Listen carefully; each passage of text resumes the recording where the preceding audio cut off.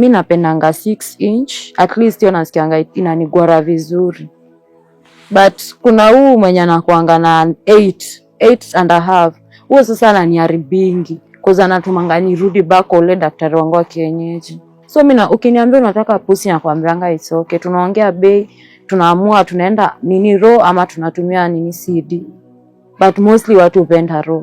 Na I still do it raw.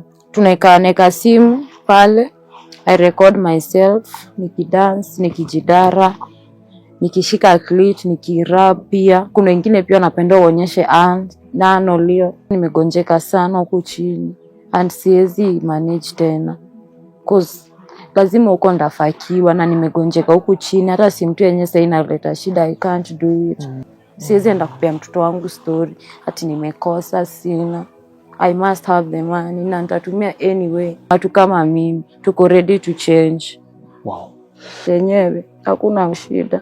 Ulinipromise utani change your life na afterwards umenipanga tu mashida. It's okay. Pole. Right?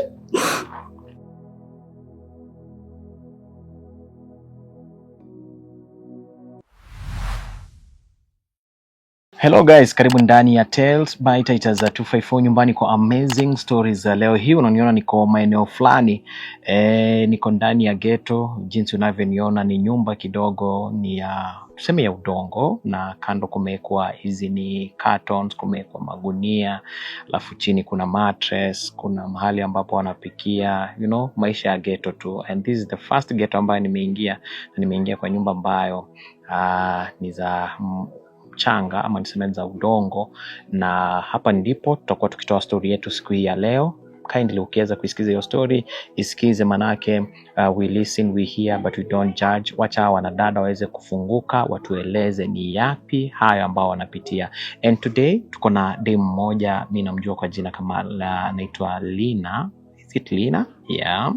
Ambaye atakuwa akituelezea amekuwa ameathirika kwa muda siku kadhaa sasa. Anasema kwamba akini approach aliniambia kwamba kuna issue ambayo amekuwa akipitia na angetaka sana kuweza kushare na sisi. So utakapokuwa unaisikiza ile story yake, kindly na kuomba usiye mjudge, wewe msikize, na bila shaka at the end of the story nataka tuweze kuona kama pia yeye tutaweza kumbadilishia maisha. Alright? So make sure kwamba una subscribe, una like, alafu kisha baadaye una share show kama hii iweze kuwafikia watu wengi. So jinsi utakavyokuwa ukiona hizo picha zikipita, hayo ndio mazingira ambayo leo hii nimeweza kuyatembelea. So ningependa next time tukikuja kufanya follow up tuweze kuonyesha mazingira mpya kama dada yetu tumeweza kumbadilishia maisha. Karibu. Aje mama? Poa sana. Uko fresh? Niko poa kabisa. Asante sana kuweza kutukaribisha ghetto. Karibu tena. Thanks. Huko ni ghetto ndani. Hapa ndio unaishi? Yes. Hii ndio home. Yeah. By the way, unajua na kuangalia venye unakaa na naangalia mahali unakaa haziendanishi hata kidogo. Ulijipata aje hapa kwanza by the way? Okay, mimi nilikuwa naishi first coach na mkoro wangu, but depending na kazi nafanya, imeniforce nikuje huku. Ukae huku? Yeah. Mlikuwa mnakaa bado na mother? Yes. Environment ya hapa, nyumba ya matope na nyumba ya mabati, tofauti ni nini? Naweza sema hii nyumba ya matope like kama joto iko sana, huku ni cool, si unlike mabati. Mabati huwa kuna heat ile sana kabisa. So mbona uliprefer kutafuta nyumba ya matope rather than ya mabati? Prices, like price, kwa hii price it's very affordable na pia yenye naweza afford. Hii ni how much? Hii ni 800. Na za mabati mingi around 1500. Okay guys, we are here na tuko ghetto ndani. Alright? Kitu cha kwanza, sis, unapendeza. Unajua hivyo? Thank you. You look good, Thank you. Unaambiwa na nani unakaa poa? My clients.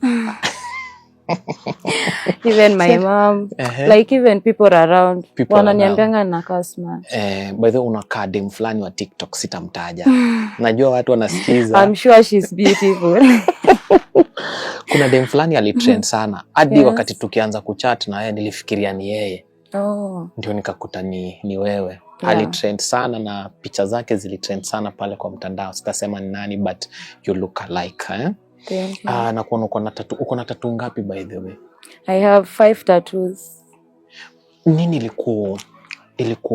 ilikufanya uweke tattoo kama 5 kama zile? Okay, hizi tattoo mostly like zina attracting a lot of people. So unapata with this, it's easy to get pia clients. Unlike my friends wenye hawana. Oh, ni one of attraction. Yeah. Ulianza na moja, mulichora zote pamoja? I started with my arm one, kwa hapa. It's a wolf. Then ilikuwa my second, ni kubwa sana na hii kwanza. Nikivaa bikini, yani tu inakuita, hata kama sijakuita. Hello. Hello. So hii ni moja yenye kwa chest? Yeah. Alafu kwa mkono ni wolf? Kuna wolf and then I have these stars. Then kwa leg pia niko nayo.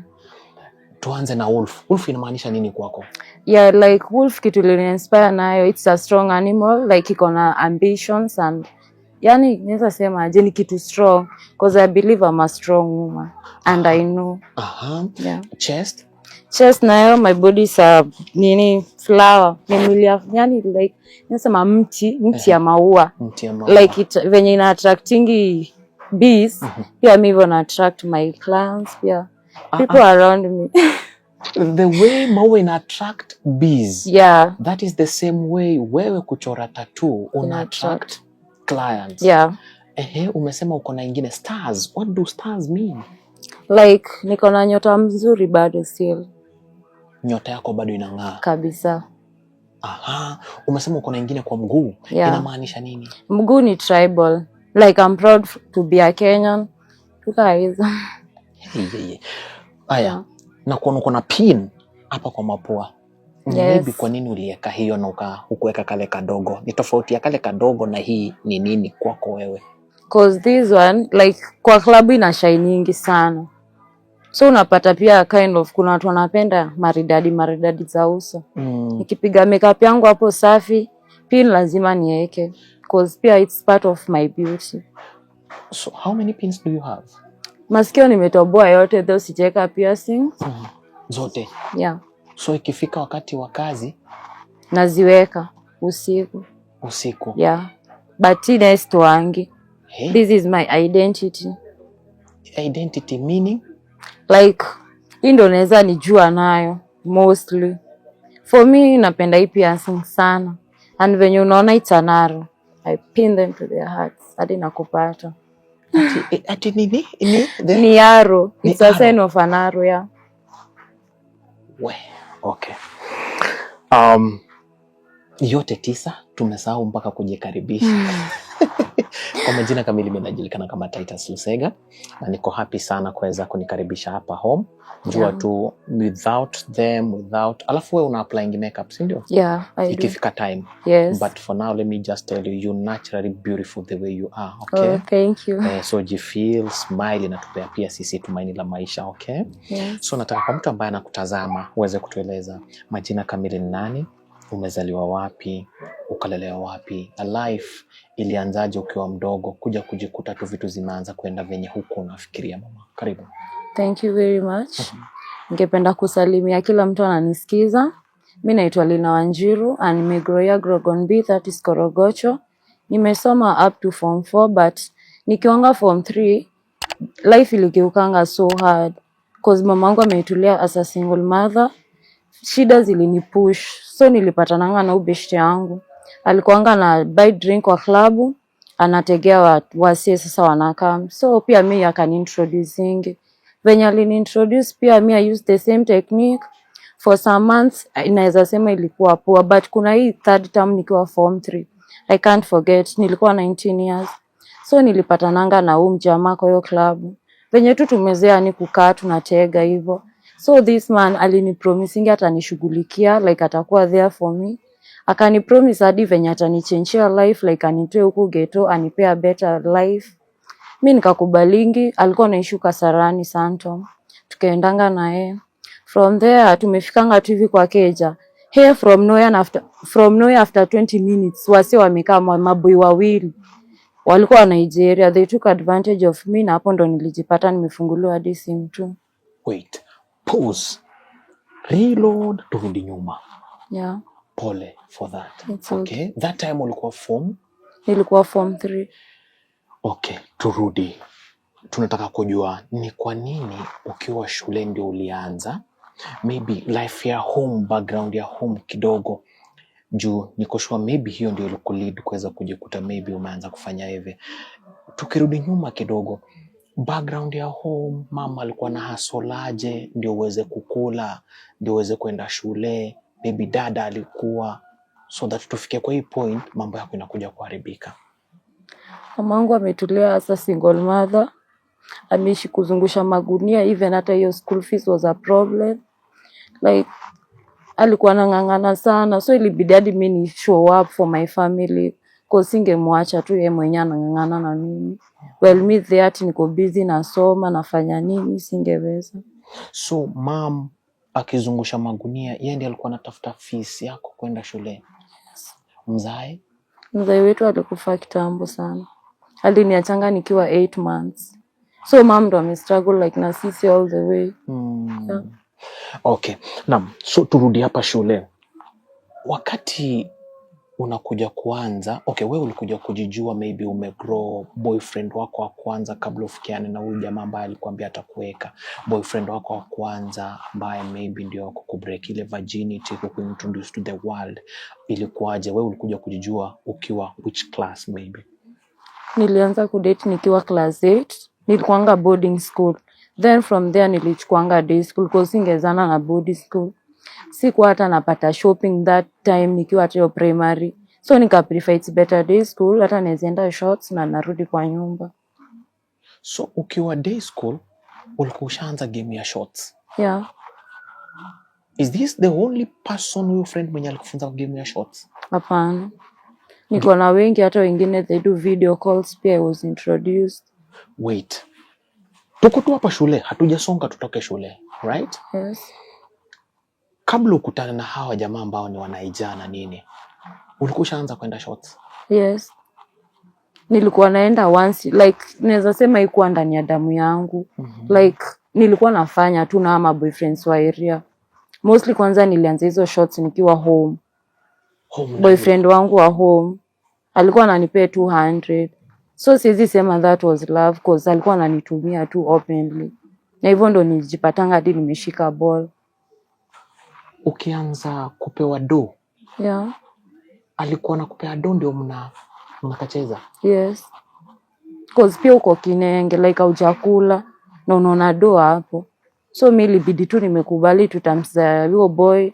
Yaani alikuwa amenidanganyanga pia yeye tu atanipea life poa. Sasa ndo nikakujanga nikapatana na msee mwingine alikuwa na doa anauza mashamba, akanipromise venye atanipea life poa. That was hata before ni sasa nipatane nao Nigeria niingie kazi ya simu tu. Yeah, sasa tuanzie hapo. Hapo kwa simu tu tulifika mapema. Huyu jamaa mwenye alikupea ball, yeah, tueleza alikuwa mtu aina gani so that akuje mpaka kukupea ball na kuacha ilikuwaje? Okay, mimi na beshte zangu tulikuanga tumeenda tu house party hivi. Kuna this guy mwenye alikuanga na tu drop ya drinks. So hiyo time ni kama alifolingi na mimi.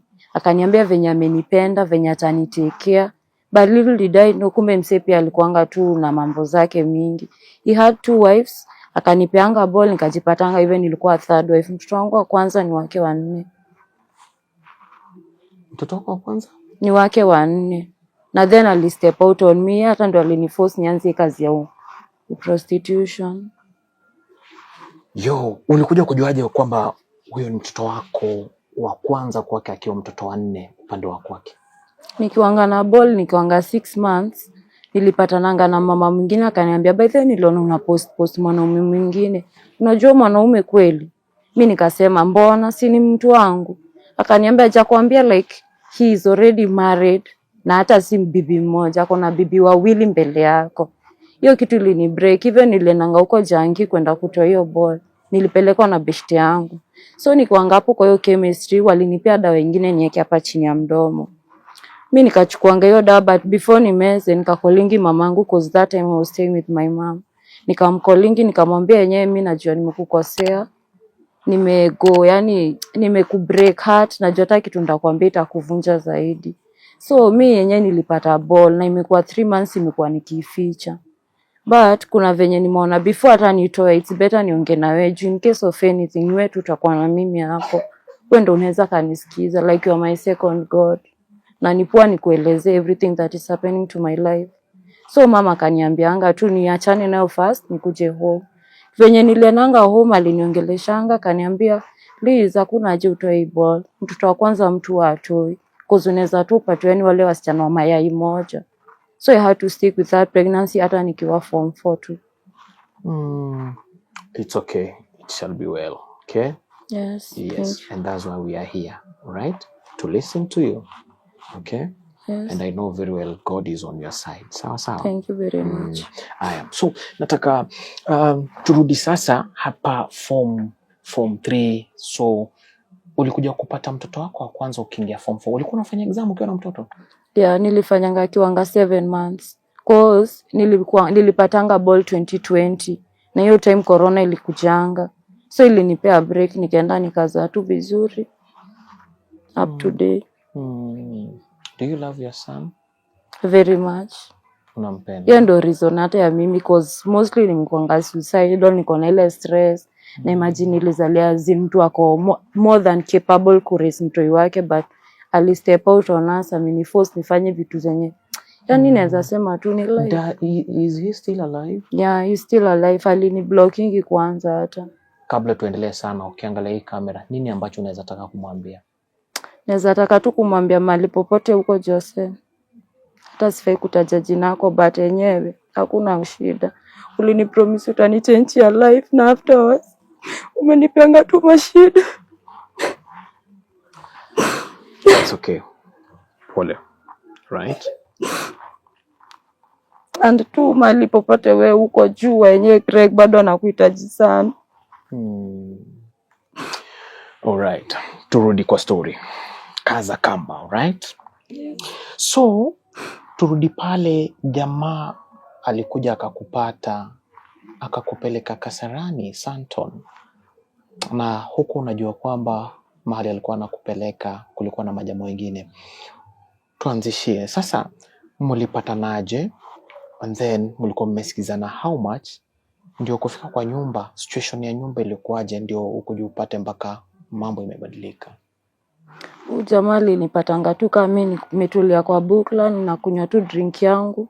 Akaniambianga how beautiful I am, how much amependa tattoo zangu, like anezati ni change life niache hii kazi. Juu hata nilimuelezeanga my situation. Nilimwambia ni mimi yenyewe nimetoka ghetto na niko na mtu hii pia. Like nilikuwa tu na mashida mingi plus mimi ndio breadwinner pande ya mkoro, like hakuna mtu mwingine anaweza saidia mama. Cause my child alikuanga 3 years that time.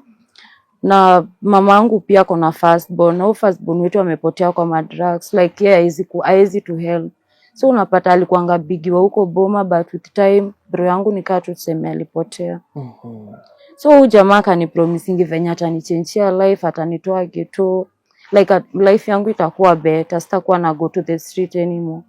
Mimi nikakubalingi cause yenyewe nikipata customer siwezi delay na siwezi taka kumlose. Nikakubalingi tutamsi zake uvicho alikuwa amesema atanipea first 5k niende nilipe nyumba cause hata sikuwa nimelipa nyumba for 2 months. Akaniambianga ni sawa, hiyo haina shida, atanipatia. But venye alikuwa hadi na gari by the way. Tukapandanga hiyo gari yake tukaendanga hadi Kasarani huko Santon. Tukaingianga, alikuwa anaishi tu kwa mansion pia. Like ile wale wasi wanaishingi ground mzima peke yao. So me like nimekaa hapo, amenioffer food na drinks, pombe pia huwa tunakunywa. Kukaa like 20 minutes kuna majamaa wawili walikujanga. Mimi kujaribu kumuuliza ni akina nani, akaniambia tu ni friends wake. Wamekuja to have a good time together. So nikashindwa like good time aje na tulikuwa tumeagree with only you. So ule jamaa akaniambia ni chill out, nisipanic, nisikuwe yani na wasiwasi, everything is okay. But after like 1 hour sikukunywa, mimi nilijipatanga tu kumbe alinidragingi wakanipeleka kwa room. They took advantage. Oh, walikuwekea kitu kwa pombe? Yeah. Walinidragingi by the way. Cause ni kama alijua singekubali kufanya sim to that time. So mimi ile kuamka, hata ni aliniamsha najipata niko kwa bafu nimemwagiliwa tu maji. Na mshanga kwani what's not happening. Msi ananiambia it's time for you to go. Walikuwa kumwagilia maji juu you know bado ulikuwa because I was still unconscious. Sikuwa najisikia kabisa. Akaniambia kazi yetu tumemaliza na it's about time you go. Siwezi sahau that time ilikuanga 3 am because hata nilikuwa na simu yangu. Wakaniambia kwanza you are very lucky, si tunafanyanga wasichana worst things. So mi yake sikuwa na option, nikakubalingi wanifungulia on my way home, hata sina hata bob. Nikapatananga na mse wa Nduthi. Ndo alika mingi through for me, akaniambia venye atanisaidia, atanipea place to sleep cause niko Kasarani na sijui anyone na siwezi rudi Bukla cause pia nilikuwa nimeshaharibiwa. But niliombanga tu God, nikamwambia nipe nguvu cause hadi nisiposema ati nitaenda kwa msi wa Nduthi sina mahali pa kulala na siwezi lala kwa streets, what can happen. So ilibidi tu nimefollow up na msi wa Nduthi, tukaenda kwake tukafakingi tu, but pia alinotice huku nilikuanga siko poa. Hadi aliniuliza kwani nini ili happen, basi sikuwa na ile courage ya kumuelezea cause pia niliona maybe pia angenitoa nje. Yo, umetoka kufanyiwa unyama? Yeah. Huyu jamaa anakusaidia at the same time anakugeuka. Yes. Lazima pia umjenge. Like lazima ulipie. Aliniambia nothing is free in this world. Everything has a price. And you did it? I had to. That is saa 10 sasa asubuhi. Yeah. Alini release. Ilikuanga 5. But I was nilimu appreciate cause at least he had humanity. Yani alini understand. Hata kama aliona yenyewe sikuwa poa hii side ya chini, alitumianga tu CDN ya kutaka roho. Na afterwards hiyo 5 akanipeanga 50 bob from cause nilikuwa nakaa bado Kasa coach hiyo time na niko Kasa. From Kasarani to coach ilikuwa around 50. Nikasimamishwa hapo all soaps. Mimi nikatrek hadi mguu just with my situation. Did you try to check on medication uende hospitali wa kuangalia? Kuna hospitali ingine tunahudumia wangu free. So nilibidi ni rush huko but for now imefungwa. Unaweza kumbuka sura huyo jamaa? Ulikumbuka sura huyo jamaa? Maybe kuambia maybe uende Karao, polisi, something of that sort maybe. Aliniambia kwanza juu tulikuwa exchange numbers, aliniambia I should not try cause atani trace na nilikuwa najua mali mimi huwa naenda. Hiyo time nilikuwa nafanya tao. But when you have number it's very easy kwa mtu kama huyo upelekea Makarao na uambie huyu mtu ananitishia na hii ndio namba na nimefanyiwa huyu nyama. Ulionaje? Maybe uliona uoga ama nini ilikufanya maybe usimreport with such? Nilifikiria hiyo kitu sana, even nilitakanga kujua that time but niliona tu cause bado ni pale mahali tu nitarudi after kupona, it's better tu niachane naye. Pole. Okay. It's okay. So hiyo time mtoto wako naye ulikuwa hiyo time ulikuwa na mtoi ama ulikuwa bado? Hiyo time nilikuanga nimeshadipata mtoi. Cause nilianza prostitution nikiwa 19 years, that is form 3. Okay. Sasa mtoi wangu kwa 5 years. Okay. Now, let's go here. Now, after umekaa ukatritiwa ukapona. Yes. Uliamua like uquit mambo na kwenda klabu ama uliamua sasa ndio kafunguke vizuri? Niliamua sasa niache klabu, nichore klabu for a while, nijaribu kwa streets. So nilikuwa napanga line na marafiki zangu tu. Tunaongojea clients. Kuna wengine watakuja na mandai wana approach, wengine wanataka even mademu wa 6. So kuna hii house party pia nishaienda. Tumetolewa tao hapo archives tukapeleka huko Kilimani. Kuna uboy alikujanga na gari na mabeshte zake. There were 3 men na alikuwa anataka 6 girls. Mimi na mabeshte zangu tukachochananga tu kawaida, tuko Matei. Tukapandanga hiyo gari kuenda, tukapatanga tumekiwa event suits like bra na thong za kuvaa. Tukapatanga kwa hiyo nyumba tumepikiwa, kuna drinks, kuna everything. So after some while maboy 3 wakakuja, tukakuwa pair of 6 boys na 6 women. From there tukaambiwa sasa tunataka lap dance. So mnawapea lap dance just pale. Nyinyi mko pale mna dance. Unaenda unaweza kalia mtu akikuita unaenda hivyo. Tuna dance tukafikanga around 2 am. Tukaambiwa tutoe nguo. Sasa ni ya action. So like this guy angefaa kuyo akukujia kufuck. Afuck the other. Yani na mnafanya ro without protection. Cause mlikuwa mnaambia mkitoka hapo it's 20k. Na hiyo ni pesa uwezi pata kwa street, hata kwa club sijawahi pewa worth that money. Yo, Yeah. Unafanya lap dance? Yes. Like mwanaume mmoja ataenda na madem 1 2 3 4 Like you can go with anyone in that room, yes. Na usitete na usionge. Lakini mi kuna hii yenye na regretting. Siwezi sema nilitaka, but tuliambiwa tu tupange line. Sikuwahi fanya that shit. So msia ange urine from you to you, like mnapanga hivi mdomo. Anawakojolea kwa mdomo. Cause mi nilikuwa nimekataanga, bro. Mwingine akakuja kaniambia, you bitch, unadhani hapo umekuja kucheza ama umekuja kutafuta pesa? Lazima utafutie hii pesa. Like naweza sema tu ilibidi nifanye cause walikuwa wanataka kunirusha hadi nje. Na hao wengine ambao mko na wao wanatake it aje the situation? Wanaitake it aje? Wao wanajibamba ama wana regret? Ni kama naweza sema hao walikuwa used to it. Depending na me still nilikuwa new kwa streets. So mi nilisikianga ile ugumu. But ilibidi best yangu aliniambia niache ujinga. 10k ama 20k hiyo si kitu utapata for one shot. Hata hiyo annual tunafanya na 3k utapata. So ikabidi tu mimi nimekubali. And mwenye amewaleta that time, yeah. Mwenye amewaleta that time, mwenye alikuja kuwachukua ni watu different. Wenye mmekuja mmepatana nao pia ambao wameongeza ni watu wengine different, yeah, si ndio? There were 3 men waliongezwa different. Kenyans or non-Kenyans? Well, they were mixed of Kenyans na pia wa Nigeria. Siwezi danganyana hapo. Alright. So by the time you're leaving this house, ulikuwa umeenda nao wanaume wote? Of course, ilibidi nilale nao wote. Cause walikuwa wanaenda like atago, unaenda na akikuita unaenda. Like unafanya anything. But naweza shukuru at least hawakutufanyanga annual. Najua. Kuna wenye sawa annual inakuanga like ni painful pia kidogo. So unapata na walikuanga ni watu wako na ma-inches. Hatukufanya annual, it was only pussy na tulikuanga tumesha set everything straight. Pussy peke yake. If it was annual hata wangetulipa hata 50k. But walitaka tu pussy. Without protection too.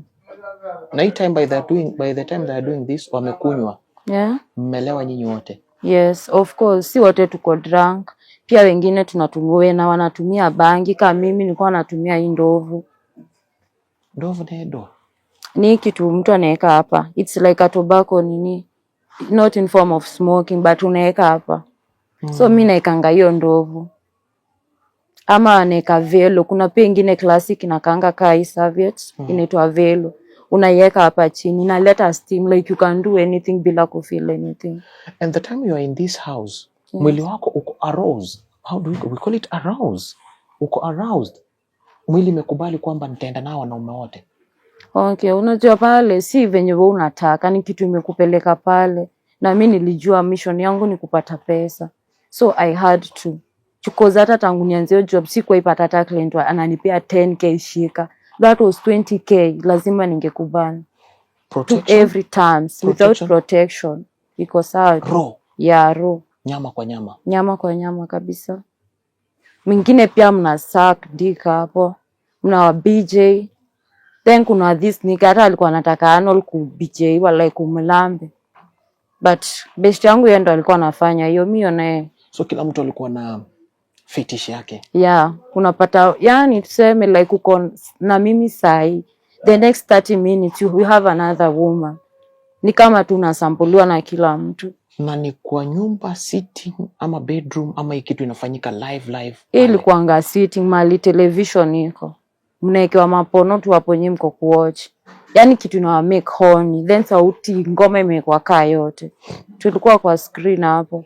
Mbona mwanaume amue like kwa kojolea kwa mdomo? Hiyo ilikuwa inamaanisha nini?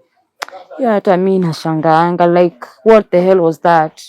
But jwele pesa 20k, you see small man, you can do anything to have your 20k like naweza sema sijaipata hiyo pesa in my life. It was my first time kuhandishwa 20k. Alright. Event mumefanya hivi vyote, mmemaliza, umechoka, mmekunywa, mlimaliza event saa ngapi na kutoka mlitokaje? Mlikuwa mnapewa kila mtu pesa yake? Ilikuwaje? Okay, venye tulimalizanga hizo mambo za kufakiwa and everything, huo msee wameshatukojolea. Tulirelease wangu at 6 am na kila mtu alihandle wangu nini bahasha yake. Tulipewa in terms of bahasha hata si cash. So mi nilitoanga zangu nika confirm yenyewe it was 20k, but from there nilikuja nikakuwa msick, ma fever ziishi. Sijui nika from ile urine ama ni nilikuwa na fever, kichwa ilikuwa inaniuma non-stop, kuumwa na tumbo. It was worse manze. This time umerudi home, ulijaribu kuangalia tena medical, ulipitia kule kwa hospitali yenu yenye mnapitianga ama ulienda home direct? That time hata singeweza juu nilikuwa nimedance the whole night, nimeoverworkishwa. Kwanza hiyo part ya kudance walikuwa wanakuambia do you like kujiggle, hata kazi juu kujiggle I had to. Sasa nilikuwa nimechoka, niliendanga the next day. Kuenda kaniambia urine si kitu mzuri, that's a waste already. Singefaa kukunywa, but nikaelezanga dokia ni ile situation imenipata. Plus pia hiyo do ilikuwa mzuri. So lazima tu ningeifanya. Umepata 20,000. Yeah. Nini ambacho unakuja kufanya nacho? 20k mimi na supporting mtoi wangu mostly. Hakukuwa hata na uniform, hata mimi sikuwa na manguo, plus unajua lazima ukae smart ukienda hizo job, plus pia lazima ujimaintain. So hata tu mafuta sikuwa nayo, nikajipaka, nikabai tu mafuta tuzuri naweza jipakanga, pia mafuta ya uso. Na juu hii kazi natakanga mtu akona mwili soft, I had to bought scrubbers pia na hizi ni mask za uso. Yeah. Na shopping pia bila kusahau, cause food ndio ilinipeleka. Now turudi sasa, pesa yako umemaliza, event umemaliza, at least home umefanya 1 2 3. Yes. Kuna part ambao ulikuwa umenichat. Let's go back to that part. Ukaniambia Titus, mimi niliintroduciwa kwa, nitasema kazi ya sim 2. Acha nitaje hivyo ndio tusiweze kufungiwa. Kazi ya sim 2.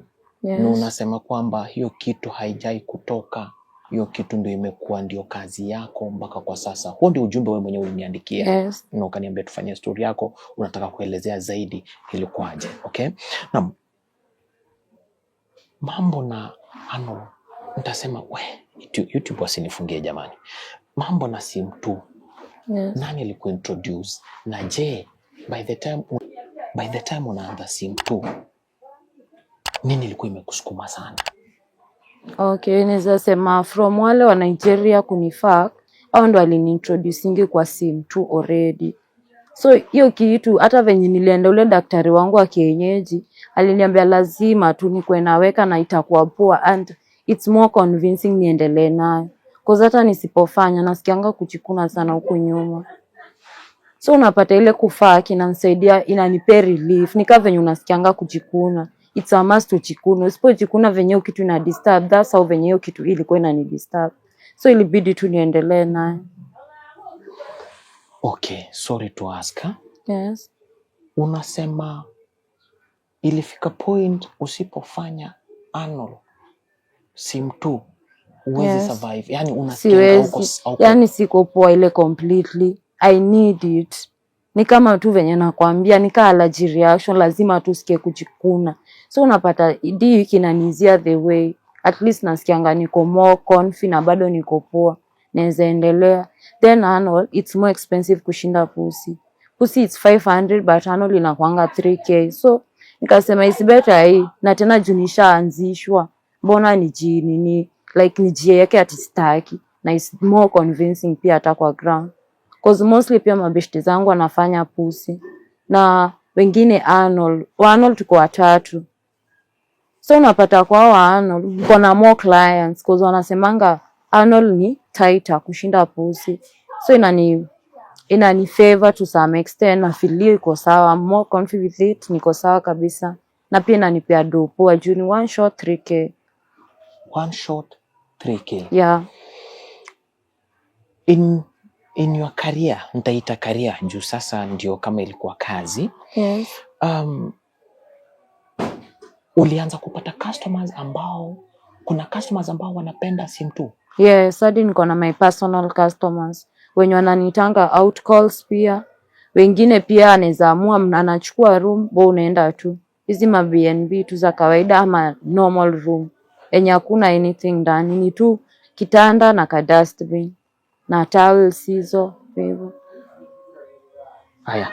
How do you keep yourself clean wakati ambao unajua kwamba unaenda kukutana na client ambaye anataka anal? Wewe hujipanga aje?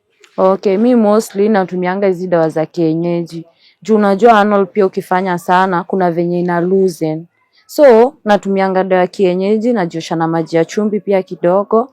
Hiyo inanisaidianga. I must smell always good, pia perfume napaka poa. Nikivaa tu smart na napaka ile dawa. Unapata by the time ifike imetighten kiasi. Like si loose venye inakuanga. Mbona client apende Arnold sana kuliko Pussy? Okay, most people wanajuanga Arnold ni tight. So hata client sema alikuwa na approach dem anauza Pussy, aone wewe unauza Arnold, anatakanga wewe. So mnaamua mna agree tu na yeye atakupea uko sawa. Bora isikwe chini ya 3k, it's okay with me. Okay. Guys, we listen, we hear, but we don't judge. Our sister ako very open with everything that tunatry kufanya interview yetu, so usimjudge because life yake as we speak saizi, it's very heavy. You can see her there, you can see her looking good, but life ambayo anaishi, it's heavy.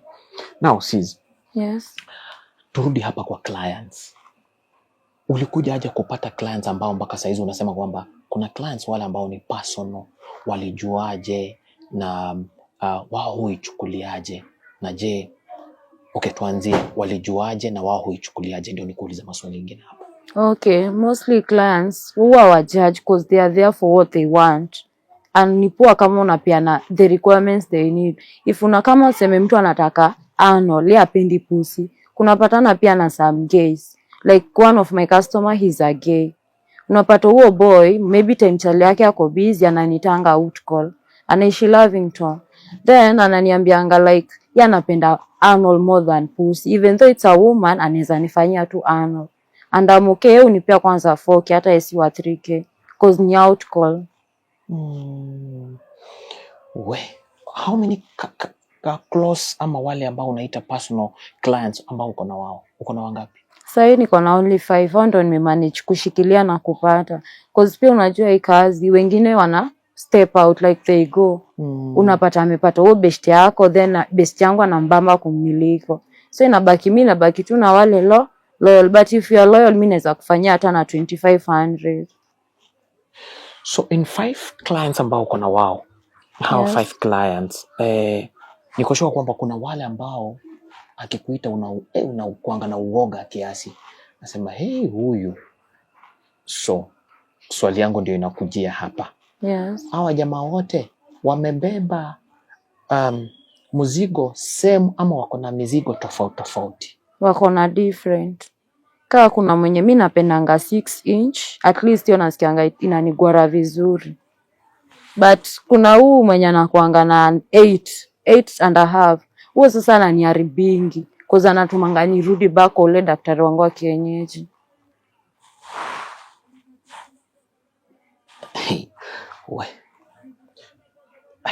I like what to say. But unasema wa 8 inch huwa ananipanuanga inabaki like kuna venye unaweza sema tu nikaa na kuharibu. So 6 ndio mimi na feeling na enjoy. But hiyo wa 8.5 by the ananiumizanga sincerely. But sina option. He pays me well, I have to do it. Kuna siku ambayo ishaiteleza ikatoka kwa simu tu ikaingia simu 1. That's often. Kuna customer pia amekuomba like unafanya Pussy. Unapata yeye ameshateleza ameenda huko chini. Unabaki unamwambia anaongeza pesa. Cause Arnold na Pussy si the same price at all. Zote ni different. Na Arnold is 3k. Na in case umeslip lazima utaongezea. If ulikuwa unataka kwenda 3 shots, utaniongezea. Na ama uitoe tu. Si mimi husikia kwamba ikitoka simu ya pili, simu 2 ianguke kwa simu ya kwanza, inakuanga na bakteria ambazo zinaweza kuaffect simu ya kwanza. Ni ukweli? Yeah, it's true. Cause kuna feces like naweza sema kuna maafi tu. Yes. Kuna hiyo maafi. So akitoa yeke huku kwa mbele, that's why mimi hutumia dawa ya kienyeji. Cause hizi data upati hosi totally. Unaenda ongea na daktari wa kienyeji pia unamuelezea. Hapo utatumia dawa za kuinsert, tutatumia dawa za kienyeji on both sides. Hiyo inasaidia kutoa hiyo uchafu. Hello my people, leo nimepatwa 10-0. Why? Things you girls will do for money. Sikupenda, it's mali tumetoka plus life tuko nayo. Itabidi tu uifanye. So, what if upate sasa uko straight, umepata client mwenye anataka simu 1. Yes. Utamwambia pia na kuanga na biashara hii ingine? Hapana, tuseme kama unajua kuna watu wengine wafurahiangi like people who do ano. So ukipata mtu request pussy, you just give him the pussy anataka. But kuna venye tu atakufaka na akuulize kwani umefunguliwa. Na baki tu namwambia yes, mkishaanza but huwezi mwambia from the beginning. Juu wengine hata wanakuogopa. Wengine wanaona kai si mzuri like you can't be trusted. So mimi ukiniambia unataka pussy nakwambianga it's okay. Tunaongea bei, tunaamua tunaenda nini raw ama tunatumia nini CD. But mostly watu hupenda raw. Na I still do it raw. Okay, you doing it wrong. Yeah. To come to another question, ukanitumia tena voice note, ukaniambia Titus, level yenye nimefika, nimetibu UTI. Yeah. For now, it's going to 4 months. Yes. Ilianzaje? Unajua job yangu, siwezi jua like nani alini affect from the word go. I'm sleeping with a lot of people at a go. So unapata ni kama mtu alikuwa affectiwa already. Then hii kitu ilianza kunikula, nilianza tu kusikia kujikuna clit, nasikia na washwa na bado natumia zile dawa zangu za kienyeji. This one was serious, ilibidi nirudi hospitali tena. Ndo akaniambia nafaa nitumie hizi dawa za kuinsert cause imenini walls zangu kabisa. Na hata hiyo time napata nikifak na mtu nilikuwa nasikia uchungu huku chini. It's okay. Sawa. Pole. No. For now 4 months. Yes, 4 months.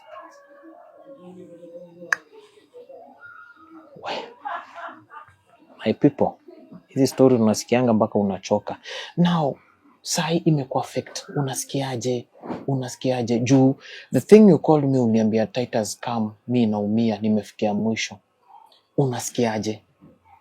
Nasikianga tu uncomfortable, even nikipata hata clients siwezi kafak na yani sifurahi ndo, yani sifurahi tendo. Nasikia tu pain. Kwanza hapa chini nasikianga uchungu sana. Na mostly unapata wasi wako na mindset tu. Na still bado sasa msa atakwenda hivyo ukiwa mgonjwa? Mimi siambiangi mtu amsick cause ukimwambia atasema it's okay, let me choose another one. Na inabaki heri tu uvumilie cause at least unataka ile pesa, unaona? Hiyo pesa ndio imekupeleka hapo, kurudi home without it, it's another thing. Siwezi enda kupea mtoto wangu story ati nimekosa sina. I must have the money na nitatumia anyway. I use what I have to get what I don't have na niyo pesa. So, sahi bado uko natumia hiyo dawa kienyeji ama unachanganya za hospitali na za? Sahi natumia hiyo kienyeji kwa anal, alafu ya kuinsert ziliisha. At least nasikia niko poa but mtu wa feeling confident. Then kuna hii discharge nilikuwa natoa. It was very smelly. Hadi client moja kaniambia mbona unanuka hivyo? Nikamwambia tu ni dawa natumia. Cause pia kuna dawa zingine tukimeza unapata like inatoa hata harufu mbaya huko chini kabisa. Yeah. So mara yako ya kwanza kabisa. Yes. Ile wakati ambao ulienda na wale wa Nigeria wakakufungua simu tu. Yes. Niko sure ulisikia uchungu. Naweza sema at that time sikusikianga cause nilikuwa already nimeshadragiwa. Ni kitu yani nilijipata nimeshafanyikiwa. Yes. But wale men nilikuwa nimewaona already. Cause ni ndo the last thing nakumbuka tulikuwa tu tunatei kwa sitting room, nilijipatanga kwa washroom na mwagiliwa maji na ile sha ya kumwagiliwa hivi. Sahi, umekaa how long?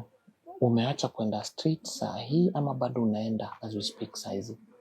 It's been 3 months sijaenda. Cause pia nimegonjeka sana huku chini and siwezi manage tena. Cause lazima uko ndafakiwa na nimegonjeka huku chini, hata si mtu yenye sasa inaleta shida, I can't do it. So it has been 3 months mimi nimekuanga tu hapa kwa nyumba nang'ang'ana na mtoi. Pia napata hiki kidogo mkura ananiletea ama nafanya video calls sometimes. Yo, you sick and you still doing video calls? I have to. Cause sasa nikikaa nani ataniletea? Baby daddy alisha step out on me. Sina mtu mwenye atini. Kwa tena siwezi omba my mom every day. Mama pia ufika mahali anachoka. Cause hata naweza sema alikuwa give up on me.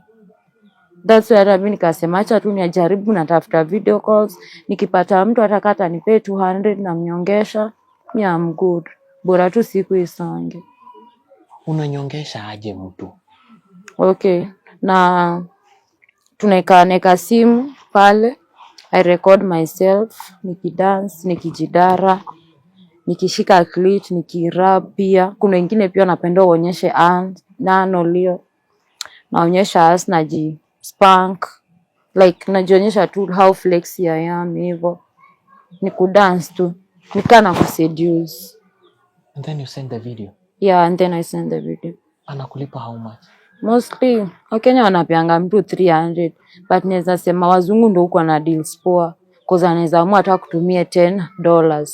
Sijaipata mtu wa 10k, napatanga 1500. Expensive nishaipata kaya last week it was 2800 and that was $20. Ulikuwa umefanya nini? Nilidance nikijigo, nilijifundisha kujigo, lilibidi. So na bend, na shake my ass, na jidaradara, na jispank, then na jirap clit until I come. So hiyo ina make anakuwa horny, then pia ana come in that process. Wengine tuko live, tunachukuana tu hapo, tunakisiana even kwa calls, nampe matiti ananyonya, namuonyesha clit live hivyo tu. Unapata msi anakutobokea hata poa pia. Kuna wengine hata nakupea tip. But kwa sahi kwa video call, tangu last week sijafanya anything else. Hiyo ndo nimefanya ya mwisho. Cause pia sahi online kumekauka, hakuna dile kabisa. Na pia kwa street siwezi rudi cause sijapona vizuri. Hii UTI ilikula sana. Hata hizo dawa za kuinsert ndo zimenisaidia. Cause hata ile kienyeji nilipata, it was making my situation hata ikuwe worse.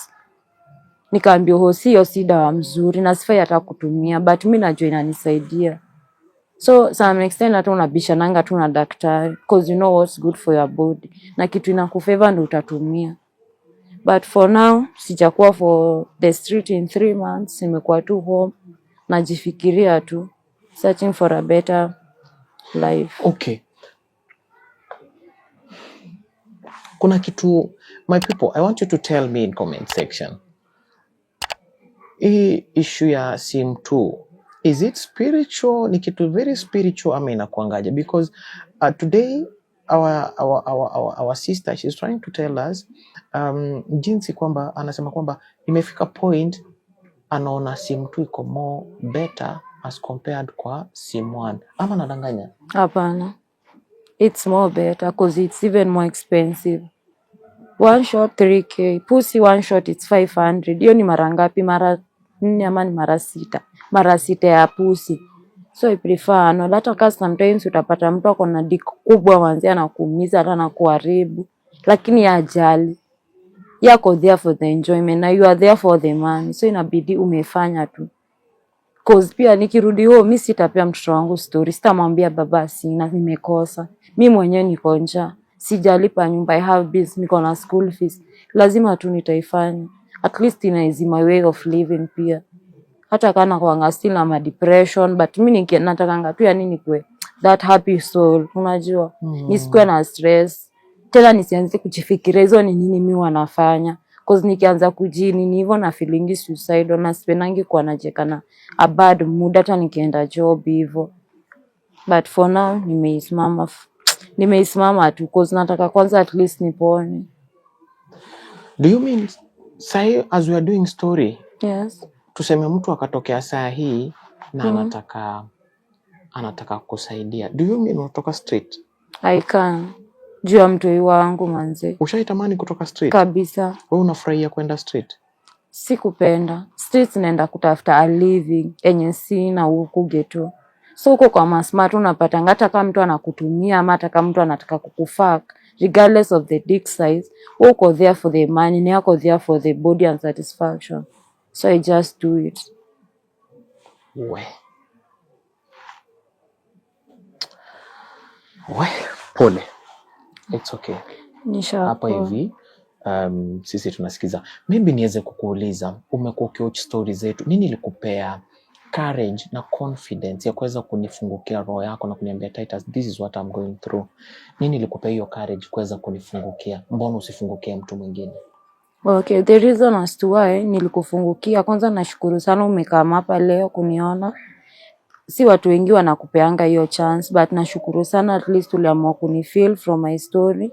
And naweza sema yenyewe unachange madem life. Pia mimi nataka kuchange your life the same way. Pia mimi nataka a better life cause hata nakumbuka nikiwa high school nilikuwa na only one dream. Ni provishe life ya mama yangu na pia nijiprovishe as a ghetto girl. Si ati juu nimetoka huku East, mimi nataka kukaa huku East for the rest of my life. Mimi nataka life poa cause hata mostly watu wengi uniambia like sikai mahali nakaa. Hiyo kitu uniumiza up to date, but hata kwenda streets ni situations ziliniforce. And unapata God sent kama wewe, unakama unatusaidia, unatu-encourage. Yani you give us a purpose for life. Unatupea hope, matumaini kwa hii maisha. Na kitu naweza sema tu yenye hata ilitumani kucall ama ni kutext, cause naweza sema the first day nilikutext, niliona yenyewe unasaidia madem wa change life yao. Na hiyo ni kitu very important, na God pia anakusaidia, anakutuma kwa the right people wenye wanahitaji hiyo usaidizi sana. Na watu kama mimi tuko ready to change. Wow. Yes. Tales family, sio mimi, ni hawa watu ambao wanakusikiza, wanakuwatch, ndio watu ambao wamekuwa kishika watu mkono kwenye story zetu. Yes. Mimi kazi yangu ni kuwaletea tu, kuwatafutia mtu ambao ni legit, like your story. Yes. And that's why niliamua wacha nikuja nifanyie hapa home, nione situation yenye iko. Because I remember kitu ya kwanza nilikuuliza naweza kuja home, haukukataa. Uliniambia Titus, come and see the situation that I'm in. Yes. And here we are, I'm in your house. And unaniambia unajivunia kukuwa hapa. Something that is so good. Umejikubali mali life imeweza kufikisha, okay? Yes. So kitu ingine naweza taka kuuliza, maybe kuna mtu anakuwatch saizi hapo nje. Yes. Kuna mtu give up na life. Kuna dem kama wewe, myang kama wewe, give up na life. Akona mawazo ya suicidal. Amefika ile mwisho, anaona mimi watoto wangu niwape sumu wakufe. Mimi nijitoe uhai. Nataka leo hii kwa mwenye anakutazama umpe tumaini la maisha. Unaweza mwambia nini? Mimi naweza mwambia yenyewe nothing is free, everything has a price, but kama sisi vitu tumezalishwa tunadampiwa, unapata umezalia wealthy man haizi kukutekea, wewe ngangana tujitekee cause yenyewe mtoi ni wako at the end of the day, na there's always a reward for you so long as umeamua kustick na mtoto utaja kosa cause God is always there. Na pia God sent kama wewe, kuna yani watu wanatutakianga tu mema, so the best thing ni kukosa give up na pia kujipenda the way you are. Usijichukia tu just because unaona wako na better life, amestikiwa na baby dad wake anamsaidia. Just be you, na appreciate the little things you have in life because hata mtoto ni zawadi kutoka kwa God. Me, I never regret that I have a kid. I'm so proud of my baby boy, always nampendanga na I'm always there for him. Siwezi taka kuona mdemu zangu give up it just because yeye amezalishwa kaachwa. Kitu poa ni survival. Wewe jua venye utajipanga na mtoi wako, usimwache pia. Cause imagine sasa mimi ningeamua ku step out ati juu nimezalishwa nikiwa form 4, ni step out. Siri ni kukosa give up na always give thanks to God to the little things we have na ku appreciate everything that tunapata. Depending hata kani situation gani, bora unaipata umeipata. Yeah. Wow. I really like how you involving God in your talk. Do you love God? Of course, I love God. It's the reason why I'm alive. And pia na feeling tu yani ile encouragement words. Me I always read the Bible, atakaa pande nyingine yenye niko na mambo mingi. Najaribu include God in everything that I do. Because God is the way. Without Christ I'm nothing. You're nothing. Hata najaribu kuinfluence mtoto wangu, hata kama kazi nafanya ipelekani, but God ni kitu muhimu sana kwa hii maisha. Yeah. Do you have maybe do you usually like go on your knees and unaombea mtoi wako, like umeshika hiyo Bible, mnaongea na mtoto wako, mnaomba? Sometimes Of course. For yourself, yes, me I try nafundishanga mtoi wangu kuhusu God. Yani hata kama amjui, cause nimepata mtoi wangu si ule kuiklana kabisa, but as much as possible, hata before nitoke nilikuwa yani napiga magoti, naomba Mungu aniongoze hata before nifike, nipate watu positive, watu wanaweza kanipea do, cause a lot of them wanatutumia na hata akupea anything. Unafakiwa na unaenda unachapwa hadi like mistreatment ni mingi. But God nikimwombanga yenyewe siwezi kudanganya, napatana na wale watu wananipea pesa, wale watu at least wananishopia venye how good I'm looking. Unajua pia mtu afai kukaa shida zake. Yeah, because I told you because hata usiku kiniona na huanga na lipstick, eyelashes, hata huwezi ni recognize where I'm coming from. Yeah. Kanywele kidogo umekarusha kando hivyo. Kabisa na spray na paka baby hairs huku. Huwezi jua umetoka ghetto, you know. Hauwezi hata jua, najipaka pia cologne. Ndio pia ukinikaribia unasikia I'm smelling good. Class. Kabisa, I'm a classic girl. But ukikam home ndio utajua my real situation. By the way, due to that, usiku unavanga aje? Navanga mostly vitu fupi. Then kuna masaa ingine ikifika naweza amua hata navaa bikini na ka short tu. Like hizi vitu sexy, mostly upenda vitu za mastripa. Hizo dressing code. Unapata swimming costume imenini hivi. Cause hizi matatu unaona venye ni mob. Like zina attracting tu. Navaa kitu open kabisa. Hata nikifreeze na kuanga freezer nisha tunakaza tu. Cause nikijifunga sana sitapata watu na pia sitaonekana. But nikiwanga hivi kwanza kwa hizo lights, oh God, wanakujanga kukuja. Tales family, tufanye aje? Hey. Now, now, I like what to ask. But chenye nazataka kukuambia, you still look good. You're still young. You can make it in your life. You still have good life ahead. Wewe na mtoto wako. You have good life ahead, okay? Yes. Mama ako pale, niko sure kwamba kuna siku milango yako itafunguka. Ushaijua hivyo? Ushaijua mambo yake yanaweza badilika siku moja?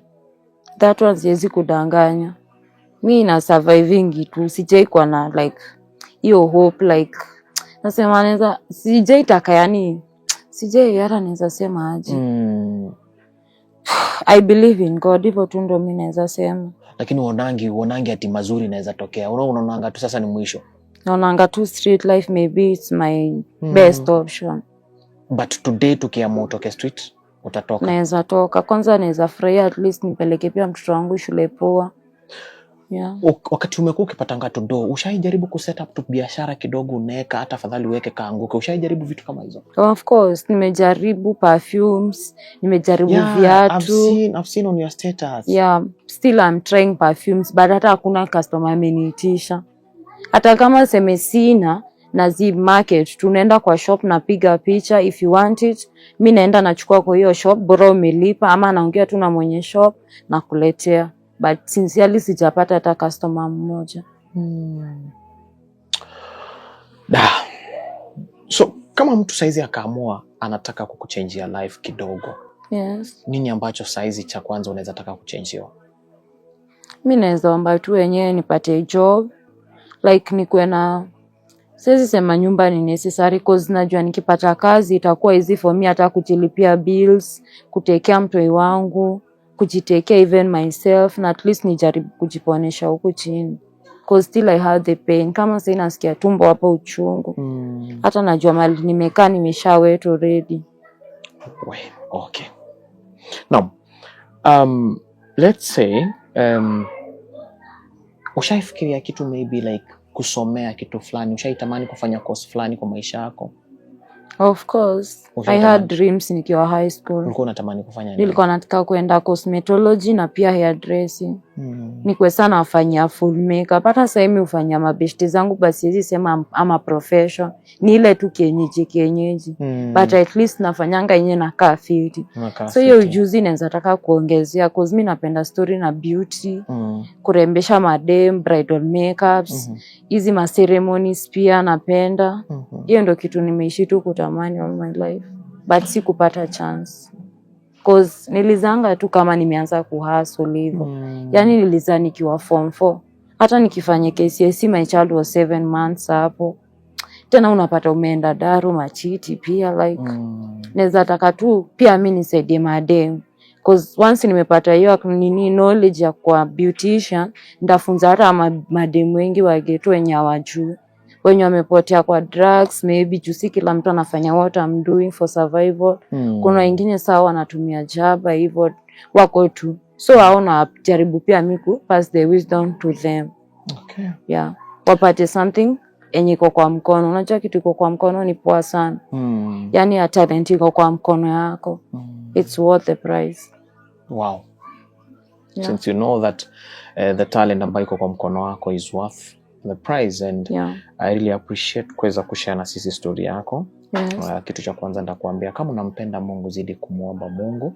Niko sure kwamba Mungu hujibu maombi na hakuna ombi ambalo Mungu anapitisha. Maombi yote Mungu anayasikia na kwa njia ni kuweza kutubadilishia maisha. Okay? Nataka uweze kutupea nambari yako ya simu na majina kamili ambayo tutapata kwa nambari ya simu. Okay. My name is Lina Wanjiru and my phone number is 0795 94 94 46. Rudia tena. Lina Wanjiru 0795 94 94 46. Majina kamili? Majina kamili ni Lina Wanjiru Wanjiku. Hiyo ndio namba yake Lina. Yes. Yes guys. Hiyo ndio imekuwa story yake dada yetu. Umeweza kusikia vitu fiche sana, vitu ambavyo amesema kwamba ameshare na sisi tu. Hajaishare na mtu mwingine na ameamua kuweza kushare na sisi. Manake alifeel kwamba ameweza kufika mwisho and indeed umeweza kusikia vitu zenye niko sure kuna zingine hujaisikiza kwenye story zetu. Yote 9 tunasema kwamba tuko hapa kuweza kumsikiza, hatuhukumu, manake hukumu tunamwachia Mwenyezi Mungu. Na nilipoingia katika hii nyumba nilimake sure kwamba tumeomba pamoja na pia wakati ambao tumemaliza story tumeomba pamoja and I'm sure hii story inaenda kuguza mahali penye huko. Kama una feel kwamba unaweza taka kumsupport dada yetu ama kusimama naye kwenye hii safari, kitu cha kwanza nilimuuliza kama yeye hutumia vileo vyovyote vile. Aliniambia hatumii chochote. Nikamuuliza bangi, nimuuliza hivyo vyote kabla tufanye story, na akanieleza kwamba yeye havitumii, ambapo yeye hutumia pombe wakati ambao ako na client. Na nikamuuliza pombe ni uraibu wako? Akaniambia kwamba pombe sio uraibu wake, yeye hutumia tu pombe wakati ambao ako na wale ambao ni clients wake. So story yake imekuwa nzito. Sijawahi fanya story kama hii by the way until I'm feeling kuna vitu ambavyo nimesikia sijaisikia, haswa kuhusiana mambo na simu tu. Sijawahi jua kwamba inafikanga that level. Sijawahi fanya. This is the first story ambayo nimefanya ikiwa na special for simu tu. Na mkituombea pia mimi mnaniweka kwenye maombi, manake hizi hadithi ni nzito, vitu ambavyo tunasikia ni vizito. Unatuombea pia, manake at the end of the day sisi wote ni wa Mwenyezi Mungu. Okay? So ukitaka kumsupport, nambari yake ya simu nimeweza kuiweka hapa. Na kama una feel kwamba unaweza taka maybe ni kufanyia some confirmation, maybe twende tuangalia mahali anaishi nikusaidie, it's good, call me.